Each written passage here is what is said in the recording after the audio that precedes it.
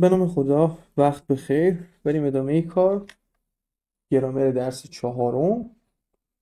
خب دقت بفرمایید، تفاوت نیشت و کاین جفتشون از ادات منفی کننده بودن، یعنی باعث منفی کردن جمله می شدن. حالا میخوام ببینیم کجا از کاین استفاده بکنیم، کجا از نیشت استفاده بکنیم. دقت بفرمایید، شما اگر اسمی رو میخواید منفی بکنید، یعنی یک کلمه ای که آرتیکل داره، باید از کاین استفاده بکنید. مثلا Ich habe ein Auto. خب auto آرتیکلش داسه، میخواید اینو منفی بکنید، باید بگید که Ich habe kein Auto، یعنی باید از kein استفاده بکنید. مثلا Das ist die Bluse. Das ist keine Bluse.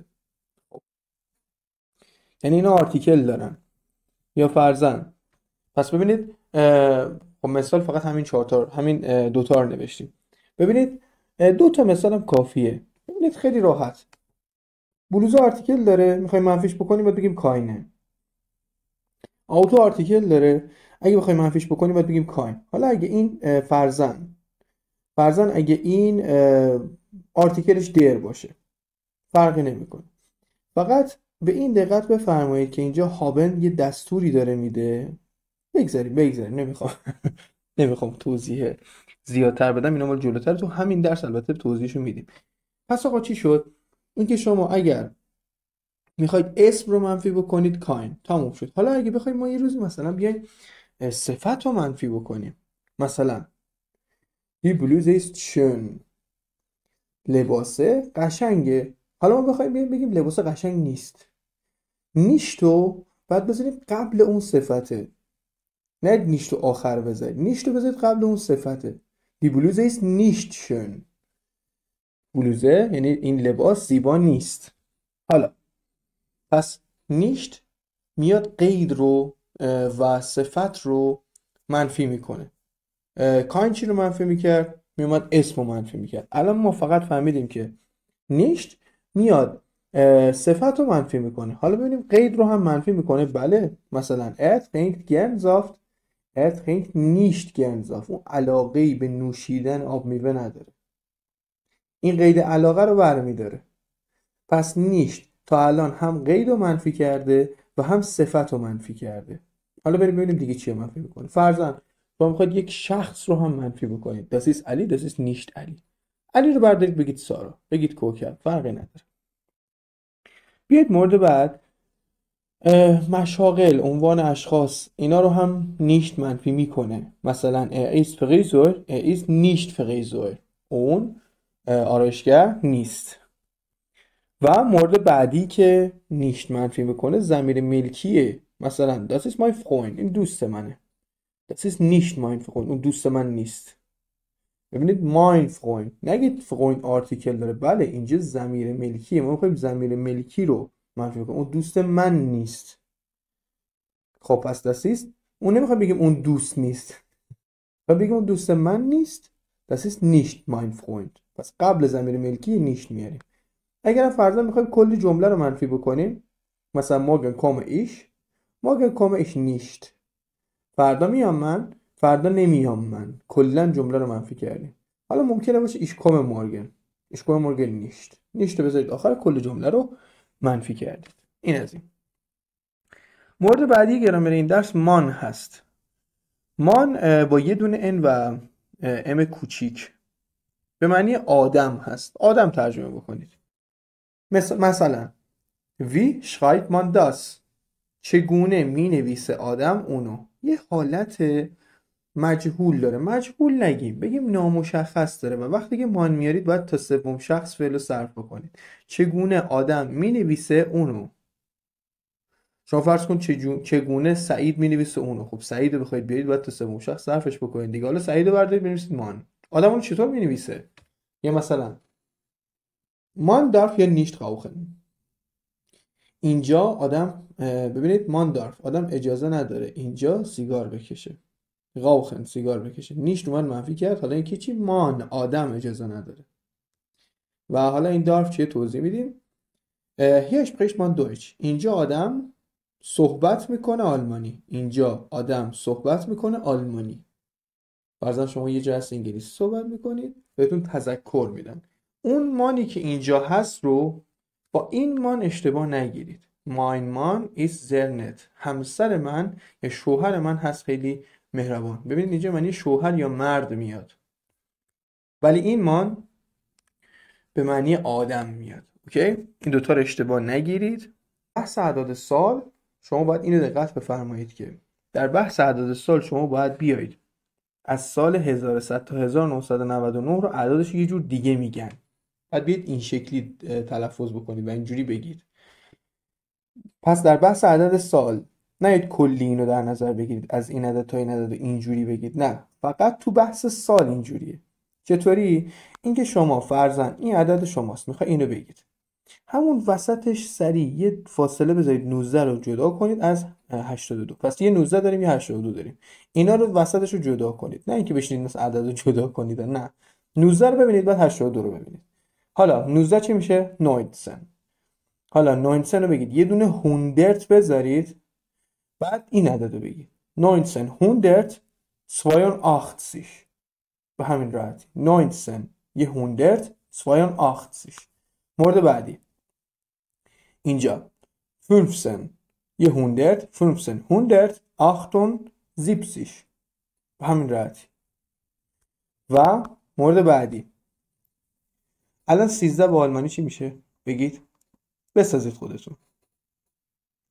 13 درسته؟ حالا بعدش قرار شد چی بذاریم؟ 100. خب 1300 این چی میشه با آلمانی؟ 41. تموم شد. 1999 اصلا چی میشه؟ 1999. تموم شد. 1999. ادامه کار بحث نومیناتیو. ببینید نومیناتیو همون آرتیکل های دیداس بود. خب نومیناتیو کارش چی بود؟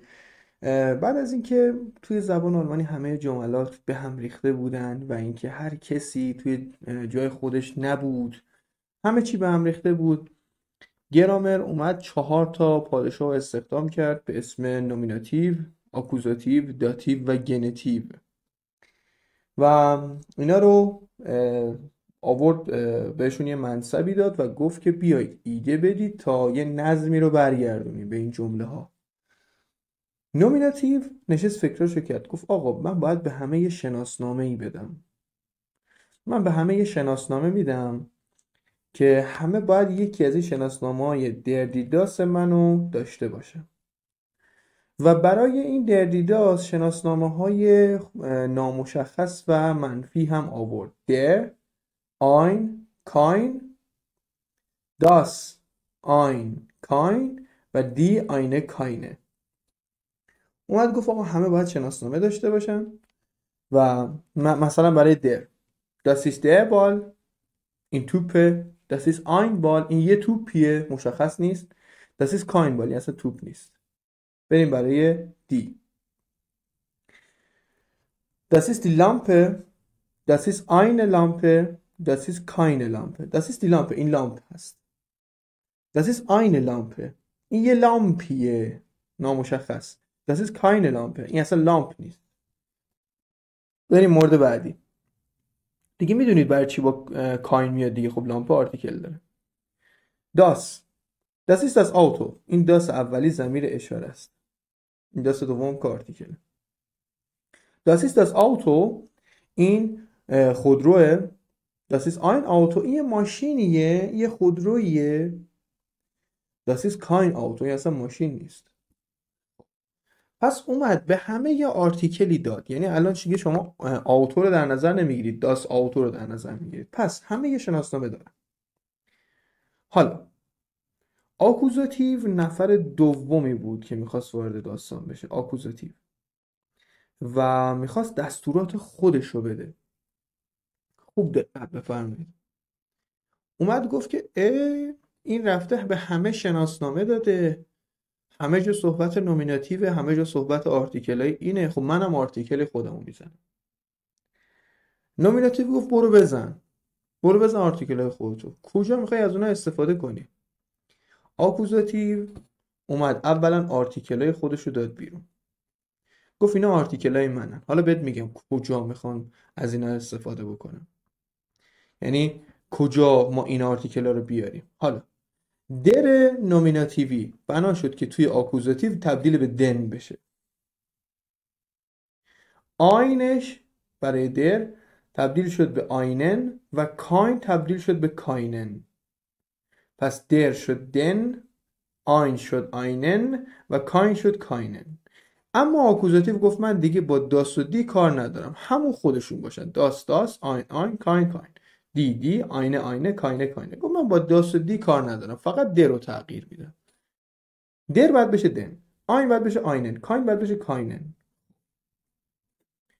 بعد نومیناتیو ازش پرسید نومیناتیو ازش پرسید که خب الان فرضاً تو اینا رو گفتی، کجا ما این آرتیکل رو تغییر بدیم؟ تو الان که ما هر چی دیدیم آرتیکل های من بوده، کی ما اون آرتیکل رو تغییر بدیم؟ کی باید کلمه بیاد این آرتیکل رو بگیره؟ آکوزاتیو خیلی خوب، من اون موقعی که تو داشتی به اینا شناسنامه میدادی، من رفتم 80% افعال رو تسخیر کردم. این 70-80% افعال میان دستور آکوزاتیوی میدن. غیر از اونها یه سری حروف اضافه هم هستن از قبیله حروف اضافه ها، با من اومدن بیعت کردن و گفتن که از این به بعد ما هم اگر توی جمله بیایم کلمه مجبور آرتیکلش رو آکوزاتیوی بکنه. بریم یه مثال ببینیم. حالا برای حروف اضافه زوده. brauchen یعنی نیاز داشتن. ich brauche den Tisch. ببینید دیگه درتیش نشد، دنتیش، چون باید شما حفظ بکنید. اولا که تقریبا بدونید 80% افعال آکوزاتیوی هستند، یا بگیم 90% افعال هستن آکوزاتیوی هستند و دستور آکوزاتیوی میدن. پس کلمه تیش چون آرتیکلش داره باید بشه دن. اما یه نکته، نمیدونم متعدی و لازم از عربی خاطرتون هست یا نه، اما اینو خاطرتون باشه که یه سری از افعال هستن که نیاز به مفعول دارن. من دارم چه چیز را، مفعول نشانش چی بود؟ شما بگید چه چیز را یا چه کس را. خب مثلا علی میزند محمد را، چه کسی میزند محمد را، این چه کسی میشه فاعل. چه کسی میزنه محمد را؟ علی. خب علی شد فاعل. چه کس را میزند محمد را، محمد شد مفعول. حالا اینجا ایش brauche من نیاز دارم، اصلا بیایم فارسی بگیم، من نیاز دارم یک میز. چه چیز را نیاز داری؟ میز. تموم شد. من نیاز دارم. خب چی رو نیاز داری؟ هر باید بگید که شما مفعولش هم باید بیارید. اون مفعوله باید آکوزاتیو باشه، باید آرتیکلش آکوزاتیو باشه. حالا اگه اون مفعول آرتیکلش داست و دی بود که تغییر نمیکنه. اگه آرتیکل در باشه دیگه باید اون تغییر به دن باشه و این تغییرات برای نامشخص و منفیش هم در نظر بگیرید که آین میشه آینن و کاین میشه کاینن. حالا بعد شما توی بحث همین افعالی که نیاز به مفعول دارن، مثلا من نیاز دارم چه چیز را، من دارم چه چیز را، یک سگ را. سگ چیه؟ درهوند، پس باید بشه دنهوند. تموم شد. حالا ich habe das Auto، من ماشین دارم. خب داس که تغییر نمیکنه. هابن درسته دستور آکوزاتیوی میده ولی داس تغییر نمیکنه چون اصلا آکوزاتیو با داس کاری نداشت. پس شما هر فعلی که نیاز به مفعول داشت، اون مفعوله و مفعول مستقیمه مفعول آکوزاتیوه. اما یه سری از افعال هستن خب نیاز به مفعول ندارن. فرضاً مثلا من میروم، چه چیز را میروی، چه کس را میروی معنی نمیده. خب شما باید حفظ بکنید که فعل دستور آکوزاتیوی نیست. الان به آخر دستور آکوزاتیوی میده، مجبور تیش آرتیکلش رو دن بکنه. ایش brauche einen Tisch یا ایش brauche keinen Tisch. ایش brauche das Auto. چرا داس تغییر نکرد؟ اصلا رنگش هم تغییر دادم. خاطر چی؟ بخاطر اینکه داس اصلا با آخر با داس کاری نداره. آکوزاتیو اصلا با داس کاری نداره. داس همون داس باشه. یا ایش brauche die Bluse. البته اینجا به قوخه نوشته شده، اشتباهه. بعد مورد بعدی، مثلا ich habe einen Hund، من دارم یه سگ. ببین دیگه میدونید چرا شده einen، چون هوند آرتیکلش دره و توی نامشخصش میشه آین. خب آین برای در دستور آکوزاتیو میشه آینن. تموم شد. حالا بگید ich habe einen Bruder، من یه برادر دارم. تموم شد. و ich suche einen Lehrer، من میگردم دنبال یک معلم. خب زوخن دستور آکوزاتیو میده، آین میشه آینن. لغا در بوده میشه دن، آینش هم میشه آینن. به همین راحتی. پس آکوزاتیو رو بگیرید چی شد. آکوزاتیو اومد گفت که خیلی خوب، اون که رفته به همه یه شناسنامه‌ای داده، من میرم 70-80% افعال رو تصرف میکنم. این 70-80% میان توی جمله. اگر کلمه‌ای بعدش باشه که اسم باشه و آرتیکل داشته باشه، اون آرتیکل بعد آکوزاتیوی بشه. حالا تو این آرتیکل آکوزاتیوی اگه داس یا دی باشه، آکوزاتیوش با نومیناتیوش هیچ فرقی نداره. ولی اگه خدمت عرض کنم که واژه آرتیکلش در باشه باید بشه دن. اگه نامشخص در باشه یعنی آین باشه باید بشه آینن. و اگه منفیش باشه کاین باشه میشه کاینن. خب مورد بعدی بحث یه سری ضمیرهایی که جانشین اشیا میشن. مثلا Der Tisch ist schön، میز زیباست. Er kostet، ببینید er kostet. چرا گفتیم er؟ چون تیش مذکره، آرتیکلش دره.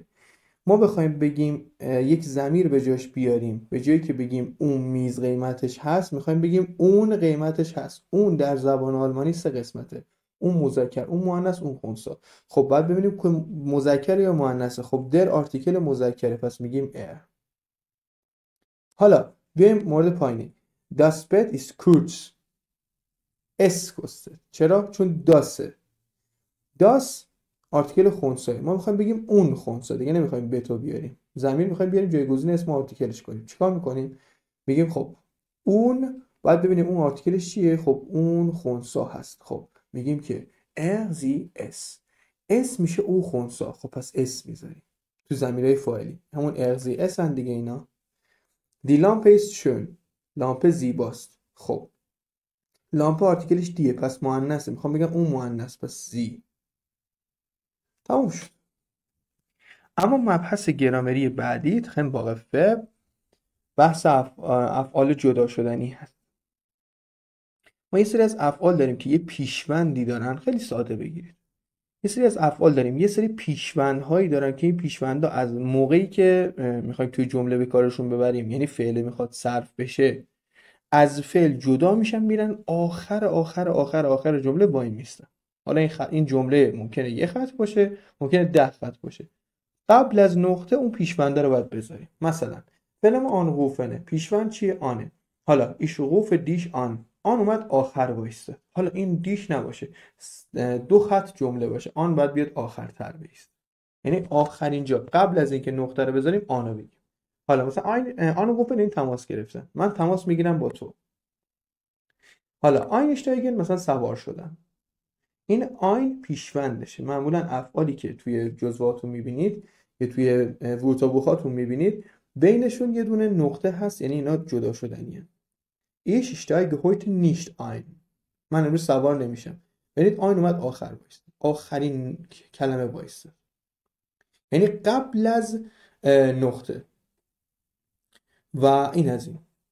پس اینو دقت بفرمایید. یه سری از افعال حالت عادی صرف میشن، یه سری از افعال یه سری پیشوند دارن که اون پیشونده باید بره آخر وایسته. تموم شد. فرزن تلویزیون دیدن. Ich sehe heute um 7 Uhr fern. من امروز ساعت 7 تلویزیون میبینم. ببینید فرزن تلویزیون دیدن. حالا این فرن اومد آخر وایستاد چون پیشونده. و abfahren یعنی عزیمت کردن، حرکت کردن. Ich fahre morgen ab، من فردا راه میافتم. آب اومد آخر وایستاد.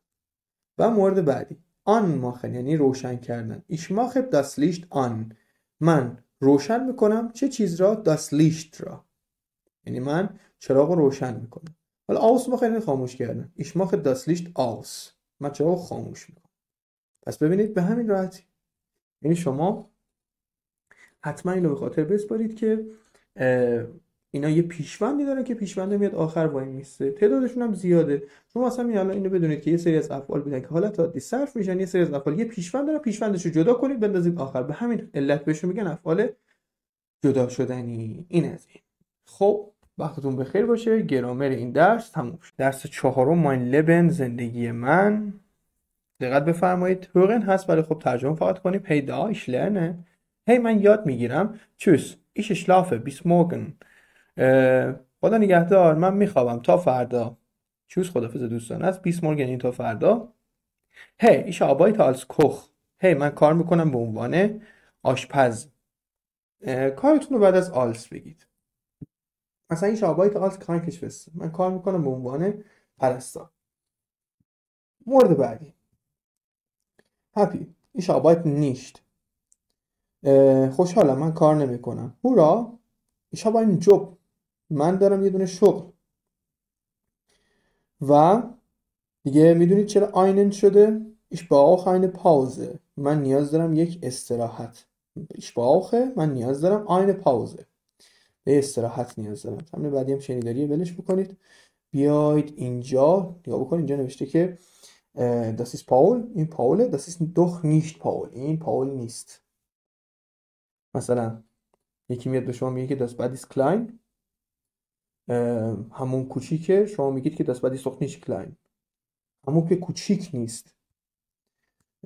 منفی میکنه. حالا اینجا دقت بفرمایید.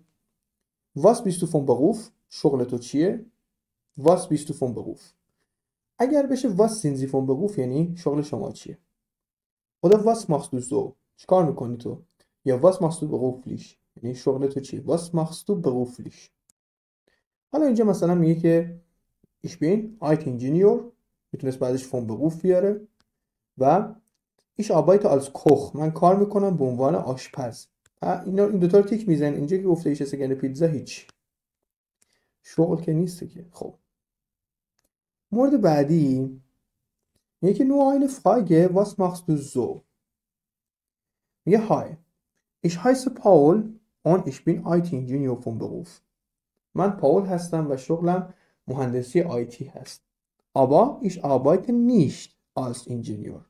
اما من کار نمی کنم به عنوان این مهندس. mein Hobby ist mein Beruf. سرگرمی من شغل منه. mein Hobby سرگرمی من ist هست mein Beruf شغلمه. ich arbeite als Koch und koche für Kindergärten. من کار میکنم ich arbeite من کار میکنم als Koch به عنوان آشپز und و کوخه ببینید یعنی از کوخن میاد یعنی پختن، این فعله. و اینجا دیگه نمیگه اون ایش کوخه، چون که ما اینجا حرف ربط داریم. توی بحث حرف ربط گفتیم که جمله قبل رو به جمله بعد ارتباط میده و الان توی جمله قبل ما ایش داریم، فاعلمون اینجا ایشه. خب فاعلمون تو جمله بعد هم ایشه، پس دیگه لازم نیست ایشو بیاریم. اون کوخ فور کیندرگارتن و میپزن برای مهد کودک ها. بیوسن فور 400 کیندر، غذای ارگانیک برای 400 تا دانش آموز. بگیم 400 تا بچه، این شکلی. ich bin selbstständig، من مستقل کار میکنم. meine Firma heißt بیو بامبینی، شرکت من، فیرما میشه شرکت، آرتیکلش دیه پس ماین میشه ماینه. meine Firma heißt یعنی شرکت من نام داره بیو بامبینی. بیو بامبینی اون ist ein Startup و یه دونه استارتاپ هست. wir sind hier in Berlin، ما الان در حال حاضر توی برلین هستیم. die Kinder finden mein Essen super، بچه ها فکر میکنن که غذای من فوق العاده است. فیندن هم معنی پیدا کردن هم معنی فکر کردن، اینجا میشه فکر کردن. بچه ها فکر میکنن فیندن mein Essen، دیگه میدونید چرا اسن اینجا خدمتتون با حرف بزرگ اومده، چون اسم مصدره و هر فعلی رو شما یعنی هر مصدری رو بگیم شما هر یه داس بهش بدید حرف اولش رو بزرگ کنیم میشه اسم مصدر. اینجا مثلا اسن یعنی غذا خوردن، این شکلی بگیم، و یه داس بهش بدید میشه غذا. بچه‌ها فکر می‌کنن غذای من فوق العاده است. نایا die Kinder hier in Deutschland essen ja oft nicht gut. بچه‌ها در آلمان اغلب غذای خوبی نمیخورن. لایدا متاسفانه. لایدا میشه متاسفانه. مثلا از شما میلی از این نفر میپرسید که haben Sie am Samstag Zeit؟ Zeit haben یعنی وقت داشتن. مثلا روز شنبه وقت دارید؟ طرف میگه ich habe leider keine Zeit. من متاسفانه وقت ندارم. Sie kennen oft nur fast food. kennen یعنی شناختن. اونا میشناسن اغلب فقط فست فود رو. پومس، پیتزا، هامبورگ و so. میگه سیب زمینی، پیتزا و همبرگر و اینجور چیزا. اون gesund essen ist so wichtig. و غذای سالم خوردن بسیار مهمه. خب مورد بعدی میگه که پاولز هابی است سپورت. سرگرمی پاول هست ورزش. شما باید بگید که کدوم درسته یا کدوم اشتباهه. کوخت فروی فیرمن، درسته این؟ نه دیگه، میگفت که برای مهد کودک ها میگفت. پاولز فیرما هایست بیو بامبینی، اسم شرکتش بیو بامبینی بود. خب بله این درسته. Seine Firma ist in Berlin, die Kinder in Deutschland essen gesund. دیگه خودتون هم دیدید دیگه که میگفت که بچه ها در آلمان خوب غذا نمیخورن، اونا فقط فست فود میشناسن، ولی اینجا گفته که خوب میخورن، یعنی سالم میخورن. این از این. و اینجا رو دقت بفرمایید. arbeitet nicht، اون کار نمیکنه. ich arbeite als Koch، من کار میکنم به عنوان آشپز. ich koche für Firmen، من میپزم برای شرکت ها. و مورد بعدی میگه که is Paul's hobby sport، میگه که هست سرگرمی پاول ورزش. نه، Paul's hobby is nicht sport. خدمت رو عرض کنم که سرگرمی پاول ورزش نیست. sein hobby ist sein Beruf، یعنی سرگرمیش هست sein Beruf، شغلشه. پس ببینید اومد اول اینو رد کرد، بعد اومد جواب درست رو داد. میگه که سرگرمیش شغلشه. میگه nein Paul's hobby ist nicht Sport، سرگرمیش ورزش نیست. sein hobby ist، یعنی سرگرمیش هست sein Beruf، یعنی شغلشه. اومدی برای بحث ساعت ها دقت بفرمایید. این 4 تا واژه رو دقت بفرمایید. من اینو بردارم بیارم این و خب Viertel halb vor nach. Viertel یعنی ربع، halb یعنی نیم، ربع نیم. vor یعنی قبل از، nach یعنی بعد از. خب تا اینجا اوکی. بریم ادامه کار. حالا شما میخواید بگید که یه ساعت دقیقی، مثلا ساعت 2. Es ist 2 Uhr. اول ساعت باید es ist بیارید. Es ist 2 Uhr. بعدش هم باید Uhr بیارید. حالا اگه عدد 3 باشه چی؟ بگیم ساعت 3. Es ist 3 Uhr. تموم شد. حالا میایید مورد بعدی 2:15. خب 15 چی میشد؟ Viertel.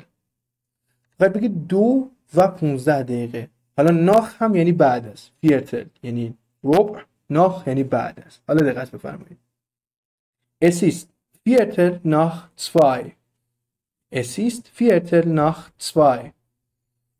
یعنی ساعت 1 ربع بعد از 2 هست. حالا اگه میخواید بگید 1 ربع به 2 یعنی 1:45. بعد بگید es ist، ببینید اینجا Viertel رو دارید، حالا vor یعنی قبل از. Es ist Viertel vor 2. حالا اگه ساعت 2:45 بود بگید es ist Viertel vor 3. 1 به 2، 1 به 3. حالا میخواید بگید ساعت 2:30، 3:30، باید واژه حال رو استفاده بکنید. من این فیلم ها رو تقریبا چون ساعت 11 شب دارم میگیرم، سوتی در این وقت شب کاملا طبیعی. حالا بریم ادامه. Es ist halb 3. halb اینجا دقت بفرمایید، حال یعنی نیم. حالا میایید اینجا es ist halb 3 یعنی عدد 2:30، یعنی نیم ساعت مونده به 3. پس به همین دلیل شما باید اینو عدد دقایق بذارید. حال با که گذاشتید عدد بعد رو بذارید. 2 بگید 3. es ist halb 3. اگه 3:30 بود چی؟ es ist halb 4. تموم شد. حالا باید بگید ساعت 2:05 است. بگید es ist 5 nach 2. ببینید 5 یعنی 5 بعد از 2، 5 دقیقه بعد از 2. حالا اگر این 10 بشه 10 دقیقه بعد از 2. es ist 10 nach 2. حالا اگه 20 دقیقه باشه چی؟ es ist 20 nach 2. 20 یعنی 20. es ist 20 nach 2. حالا نکته، اگه 2 رو بود چی؟ بگیم 15 دقیقه. نه دیگه میگیم es ist Viertel nach 2. اگه 2:25 بود، نکته از عدد 25 دقیقه تا 35 دقیقه رو آلمانی‌ها دیگه با یه قاعده دیگه میگن. 25 دقیقه تا 35 دقیقه یعنی 25 دقیقه، 26 دقیقه، 27 دقیقه بیاید تا 35 دقیقه. اینو یه جور دیگه میگن.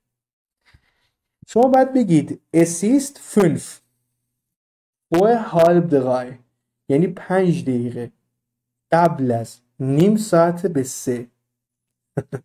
es ist 5 vor halb 3 5 دقیقه قبل از نیم ساعت به 3. حالا اگه 26 دقیقه باشه چی؟ es ist 4 vor halb 3 5 شد 4 4 دقیقه قبل از نیم ساعت به 3. حالا اگه 35 دقیقه بود بگیم چی؟ es ist 5 nach halb 3 یعنی 5 دقیقه رد شده از نیم ساعت به 3. ببینید halb 3 که میشه 2.5. فقط 2:35 دقیقه رو باید بگید es ist 5 nach 5 دقیقه بعد از. فقط از عدد 25 تا 35 این شکلی میشه. حالا es ist 4 nach halb 3 چرا؟ ببینید 2:34 دقیقه است. یعنی 4 دقیقه رد شده از نیم ساعت به 3. پس باید بگید es ist 4 nach halb 3 nach بعد از 4 دقیقه بعد از نیم ساعت به 3. 4 دقیقه بعد از نیم ساعت به 3 چی میشه؟ میشه 2:34 دقیقه. حالا شما بگید 2:32 دقیقه چی میشه؟ بسازید. خب دقت بفرمایید. es ist 2 nach halb 3 ساعت 2. حالا دقت بفرمایید 2 دقیقه بعد از نیم ساعت به 3. 2 دقیقه الان از نیم ساعت به 3 رد شده دیگه. 2 nach 2 دقیقه بعد از halb 3 2 دقیقه بعد از نیم ساعت به 3. پس این 2:25 دقیقه تا 35 دقیقه. حالا شما این 2 رو بکنید 3 4 4:35 دقیقه 5:35 دقیقه. عددش اینجا مهم نیست. این halb 3 مهم نیست. میشه مثلا halb 4. اما این ترکیب مهمه. حالا اگه 2:50 دقیقه بود بگیم چی؟ شما میخواید 10 دقیقه به 2 بگید es ist 10 vor 3 10 دقیقه قبل از 3. es ist 5 vor 3 الان 5 دقیقه به 3. تمام شد. این از بحث ساعت ها. این بحث ساعت های روزمره بود. یه سری ساعت رسمی هم داریم که خیلی اون راحته. یعنی دیگه شما عدد این برو میگید یه اوها میذارید عدد این برو میگید. خیلی عادی. ولی این حالت این نوع ساعت گفتن برای روزمره و محاوره است و اینکه چیزی که شما بهش نیاز دارید. خب بحث ساعت ها رو مطالعه کردید. ببینید دقت بفرمایید اینجا هم بحث ساعت ها رو آورده. این صفحه بیشتر با ساعت ها کار داره و بیایید سر این تمرین. البته اینجا رو ببینید در جواب سوال ویش بتیستس ساعت چنده؟ چقدر الان دیره؟ منظور اینه. و حالا بیایید اینو حل بکنید با توجه به چیزی که الان بلدید. اولا که اینجا ببینید ویش بتیستس ساعت چنده؟ باید بگید اسیست اون هست. حالا یکیشو گفته سن اوا روبروش شما بگید چی بذاریم؟ فور Viertel vor 10. خب اینجا چی بذاریم؟ 20 بگید بعد یا قبله؟ بعد دیگه ناخ. اینجا چی بذاریم؟ این از اون عدد 25 تا 35 دقیقه بوده. دقت بفرمایید چی بگیم؟ 5 vor halb 9 درست. مورد بعدی اینجا چی بذاریم؟ خب اینجا فوی بود دیگه. اینجا بذارید ناخ. اینجا 35 دقیقه است. 5 دقیقه گذشته از نیم ساعت به 6. و مورد دیگه halb 7 یعنی ساعت 6 و نیمه. خودش گفته. و اینجا دقت بفرمایید wann ist die Party کی پارتی؟ 8. und wann kommt er؟ اون کی میاد؟ اون Viertel nach 7. یعنی چی؟ یعنی ساعت 7:15. 7:15 اون میاد. خب این از این وان میشه کی. پس بیایید صفحه بعد نکته نداره. این بازیه که تنشبیل هست. ببینید نینا ایست آرشتکت نوبتیه. این بازی نینا ایست آرشتکتین اون فنگ ایست فریزور. اینو اینقدر ادامه میدید تا این نفر بمیره. یعنی اینقدر یه نفر اینو میگه یه نفر باز یکی اضافه میکنه همینجوری ادامه میدید تا یه نفر سکته کنه. اینجا هم نشسته شعر کام و بروسه رو نشسته جابجا نوشته، میگه گوش کنید درستش رو بنویسید. شعر میشه قیچی، کام میشه شونه و بروسه میشه برس. و بیاید سراغ این تمرین. خب دقت بفرمایید، میگه که entschuldige وصلش بکنید که به wie heißt das auf Deutsch. این با آلمانی چی میشه؟ entschuldige wie heißt das auf Deutsch. چی نامیده میشود در آلمانی؟ حالا ein bisschen رو به langsamer bitte وصلش بکنید، این حقوقینه، بعدا میشنوید وصلش بکنید. یک کمی آهسته تر، langsam میشه یواش آهسته، langsamer میشه آهسته تر، صفت تفضیلی میشه. اگر شما به صفات er اضافه بکنید تفضیلی میشن. schön schöner. wie sagt man auf Deutsch؟ چی میگه آدم به آلمانی؟ مورد بعدی، بیاید این تمرین پنجم، تمرین چهارم رو گوش میدید، به ترتیب مینویسید و بیاید تمرین پنجم. دقت بفرمایید، اینا رو ترجمه بکنیم. بیورو، اینو بنویسید جلوی بیورو، یک اینجا، اینجا USB stick اینجا بنویسید، USB stick دو بنویسید کنارش. مورد بعدی ویزیتن کارت، اینجا بنویسید کارت ویزیت. و مورد بعدی ماوس، اینجا 4 بنویسید. دروکا خودش نوشته، دروکا رو خودش نوشته. اینجا هرد یعنی اجاق گاز، اینجا بنویسید. توپف میشه قابلمه. و لپتاپ کجاست؟ لپتاپ اینهاش، اینجا بنویسید. و اینجا هم کوشه، کجا رفت؟ اینهاش، کوشه یعنی آشپزخونه و کوشه رو اینجا بنویسید. خب اینجا رو هم تمرین شنیداری هست، گوش میدید و اینا رو پر میکنید. مثلا اسیس فیکلیش کولی، خیلی جذابه. یا اکوست 999 euro، اون میارزه فقط 49 یورو. میبینید کدوم میارزه، گوش میدید و اینا رو پر میکنید. مثلا زئیس richtig cool، این واقعا درست حسابی جذابه. بیایید صفحه بعد. اینجا هم البته یه چیز خوبی داره، ببینید لپتاپ رو چون آرتیکلش دره، ضمیری که میاد جایگزین این لپتاپ میشه باید ار باشه چون مذکره.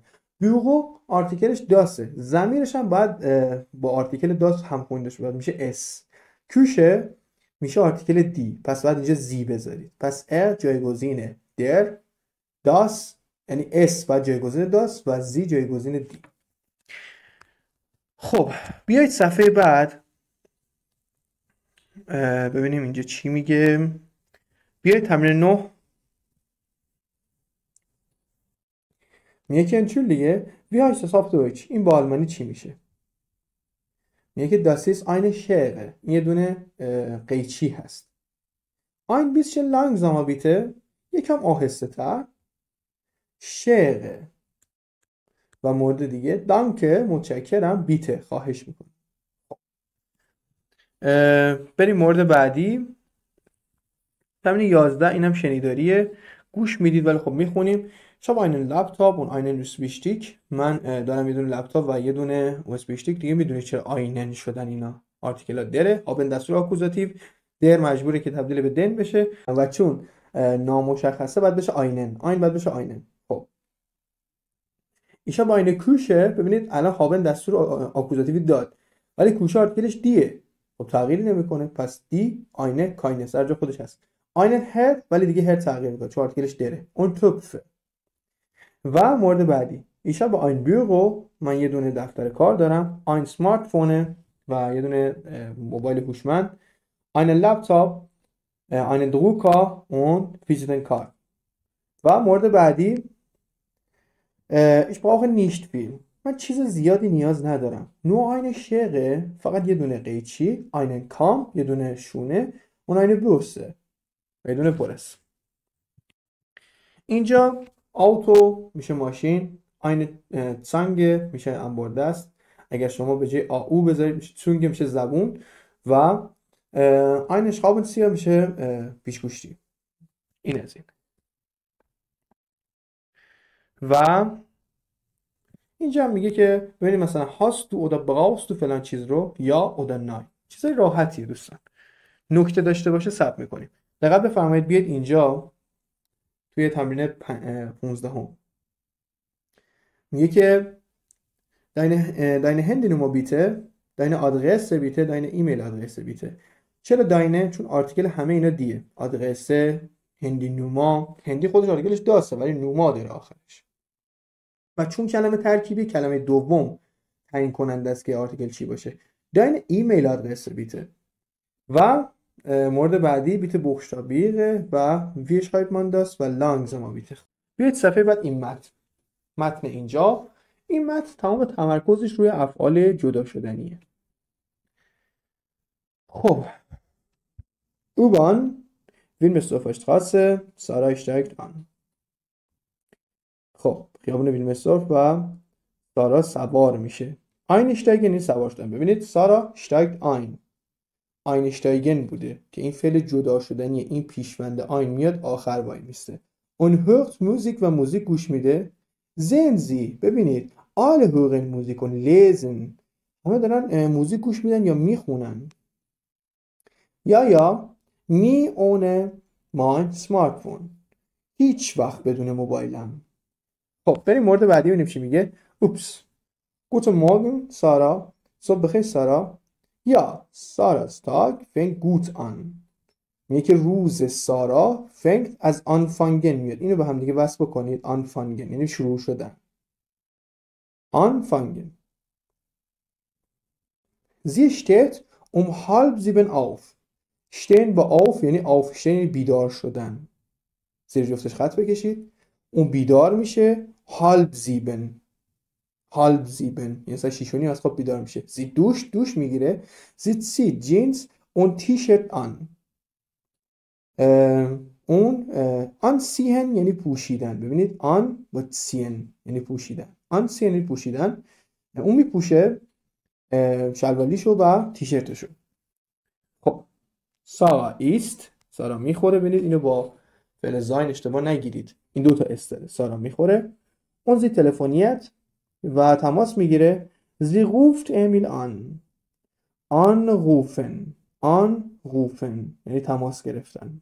او تماس میگیره. sie frühstückt یعنی صبحونه خوردن. frühstück machen یعنی صبحونه درست کردن. sie frühstückt اون صبحونه میخوره. und klar واضحه. sie checkt ihre SMS und ihre WhatsApp Nachrichten یعنی بگیم اخبار یا پیام‌هاشو چک میکنه. واتساپ نخیش یعنی پیام‌های واتساپیشو ولی معنی اخبار هم میاد، خبر هم میاد. خب اون چک میکنه اس هاشو و پیام‌های واتساپیشو. زی چک ترمیناشو چک میکنه. und و اون زنزی و ببینید der Tag geht das Smartphone kommt. روز که میره، روز یعنی میره. Smartphone kommt گوشی میاد. تا شب میشه گوشی میاد. سارا macht das Licht aus. سارا das Licht رو ausmachen میکنه یعنی خاموش میکنه. aus با machen یعنی خاموش کردن. چراغو خاموش میکنه. und sie macht آره دیگه sie macht یعنی اون ساراه میاد. این ماخو با آن دورش خط بکشید. اسمارت فون آن ماخن میکنه. میگه das Licht رو ausmachen میکنه خاموش میکنه. اسمارت فون گوشیشو آن ماخن میکنه روشن میکنه. برام خاموش میکنه گوشیشو روشن میکنه دیگه. میگه که روز که میره شب میشه گوشیه میاد. حالا U-Bahn Potsdamer Platz. سارا steigt aus. سارا پیاده میشه ایستگاه پوتسدام. und hört موزیک گوش میده. und im Büro و در دفتر کار multitasking یعنی چند مهارتیه. کسی که چند مهارتیه. کامپیوتر، تلفن، همه کار است. و سارا ist bei Biowelt. سارا توی بیوولت هست. sie kauft Lebensmittel ein. با کافر میشه einkaufen خرید کردن. اون خرید میکنه Lebensmittel مواد غذاییشو. und die Einkaufsliste یعنی لیست خرید. na klar واضحه. سارا hat die Einkaufs-App. سارا اپلیکیشن خرید داره. اینجا ببینید الان مثلا fängt با آنو کنار هم دیگه گذاشته anfangen یعنی شروع شدن. سیت با آن، اینجا بنویسید آنسیهن. aussteigen تو گذاشته بنویسید aussteigen، یعنی پیاده شدن. angerufen، anrufen یعنی تماس گرفتن، زنگ زدن. anmachen یعنی روشن کردن. aufstehen یعنی از خواب بیدار شدن، مثلا بگید ich stehe um 7 Uhr auf. حالا میتونید یه دونه قیدم اضافه بکنید، قید زمان. ich stehe morgens um 7 Uhr auf. خب auf باید بذارید آخر. einsteigen سوار شدن، einkaufen خرید کردن، ausmachen یعنی خاموش کردن. این از این. ببینید افعال جدا شده اینجا یه قیچی گذاشته براش، یعنی این پیشوند رو جدا می‌کنه میندازه آخر. و اینم از این. و اینو ببینید خود فعل جایگاه دو آخرین جایگاه دیگه نزده، مثلا جایگاه چند، گفته اند، آخر بعد بیاد این پیشونده قرار بگیره. این از این. و مثلا اینجا رو ببینید، مثلا آفشتین گذاشته میگه مثلا یه جمله بسازید، مثلا بگید که ich stehe um 9 Uhr auf، این شکلی. مثلا بگید ich frühstücke immer um 10 Uhr، این شکلی. و اینجا ببینید چی میگه. wann stehst du auf، stehen با auf میشه بیدار شدن. کی بیدار میشی؟ wann frühstückst du، کی صبحونه میخوری؟ wo kaufst du ein، wo کجا خرید میکنی؟ و مورد بعدی wann fängt dein Deutschkurs an، anfang یعنی شروع شدن، کی شروع میشه dein Deutschkurs، کلاس زبان آلمانی. دقت بفرمایید. hallo ich heiße Ronaldo، ich bin 32 Jahre alt. سلام، من رونالدو هستم و 32 سالمه. Ich habe eine Freundin، من یه دونه دوست دختر دارم. aber wir haben noch keine Kinder، اما ما هنوز بچه دار نیستیم، یعنی بچه دار نشدیم. Ich arbeite und lebe in Sao Paulo، من کار میکنم و زندگی میکنم در ساو پائولو. دیگه und حرف ربط ایش توی جمله بعدی نیست، میدونید چرا. Sao Paulo ist eine sehr große Stadt in Brasilien. میگه که ساو پائولو هست یک شهر بسیار بزرگ در برزیل. خب ich bin Ingenieur bei Nanotech، من مهندس هستم در نانوتک و 2000 Menschen arbeiten hier، 2000 نفر اینجا کار میکنن. wir produzieren für die Autoindustrie in den USA und in ganz Europa، ما تولید میکنیم قطعات بگیم خودرو برای تمام اروپا و آمریکا. آتو اندوستری یعنی صنایع خودرو. بعد مورد بعدی mein Tag fängt früh an، بعد روز من زود شروع میشه، زود شروع میشه. ich stehe um halb sechs auf، میگه من ساعت halb sechs، 5:30 از خواب بیدار میشم، دوش میگیرم، frühstücke صبحونه میخورم، so um 6 ساعت فرزن 6 und gehe um halb 7 ins Büro، ساعت 6:30 دیگه میرم دفتر کار. بعد um halb 1 ساعت 12:30 mache ich Pause machen استراحت میکنم und esse ein Sandwich، یه دونه ساندویچ میخورم. ich arbeite bis 5 Uhr، من کار میکنم تا ساعت 5. dann بعدش kaufe ich einkaufen خرید کردم. koche میپزم und esse و میخورم. manchmal برخی مواقع kommt auch meine Freundin، ببخشید. پس میگه که برخی مواقع میاد همچنین دوست من. dann hören wir Musik و موزیک گوش میدیم. trinken Wein شراب میخوریم. oder sehen einen Film و یه دونه فیلم میبینیم. um 11 Uhr ساعت 11 gehen wir schlafen میریم میخوابیم. ja ich liebe mein Leben، من عاشق زندگیم. خب مورد بعدی ich bin Daniela und arbeite als Marketingassistentin bei Sikel hier in Basel. Sikel produziert Software und Apps. میگه که من دانیلا هستم و کار میکنم به عنوان دستیار بازاریابی در سیکل، اینجا در بازل. سیکل تولید میکنه نرم افزارها و اپلیکیشن ها رو. und das sind mein Mann und meine Kinder، و اینا هستن همسر من و بچه هام. Wir stehen um 7 Uhr auf. ما ساعت 7 خدمت عرض کنم از خواب بیدار میشیم. Um halb 8 ساعت 7 و نیم frühstücken wir صبحونه میخوریم. Es gibt Müsli وجود داره. کافی und Orangensaft قهوه و آب پرتقال. Manchmal essen wir auch Croissants und trinken Milchkaffee. میگیم بعضی وقتا از این پچ پچا رو میگیریم با شیر قهوه میخوریم. مورد بعدی um Viertel nach 8 ساعت 8 و ربع gehe ich ins Büro میرم به دفتر کار. به ایمیل ها رو مینویسم. تلفنیقه تماس میگیرم. ارگانیزیقه میتینگز میگیم سازماندهی کردن میشه ارگانیزیقن. سازماندهی میکنم جلسات رو. بعد مورد بعدی um halb 1 gehe ich in die Kantine میرم من به کانتینه یعنی سلف. اون esse mit meinen Kolleginnen und Kollegen میرم به سلف و با همکارای خانم و آقا غذا میخورم. بعد um halb 4 gehe ich in den Kindergarten und hole die Kinder ab. میگه که ساعت 3 و نیم میرم به کودکستان به مهد کودک و بچه ها رو میگیرم میارم. آب هولن یعنی شما برید چیزی رو بگیرید بردارید بیارید یا برید دنبال کسی. Kannst du mich morgen abholen میتونی تو فردا منو بیای دنبالم یعنی مثلا بیای منو بگیری ببری این شکلی. Dann kaufen wir ein بعد ما خرید میکنیم und kochen و میپزیم die Kinder und ich wir essen um 6 ما ساعت 6 غذا میخوریم. Und um halb 12 gehen mein Mann und ich schlafen. Schlafen gehen فعل ما هست. میریم من و همسرم بگیریم بخوابیم. Schlafen gehen میریم که بخوابیم. Schlafen gehen. Schlafen میاد آخر و gehen صرف میشه. Also ich liebe mein Leben. من زندگیمو دوست دارم.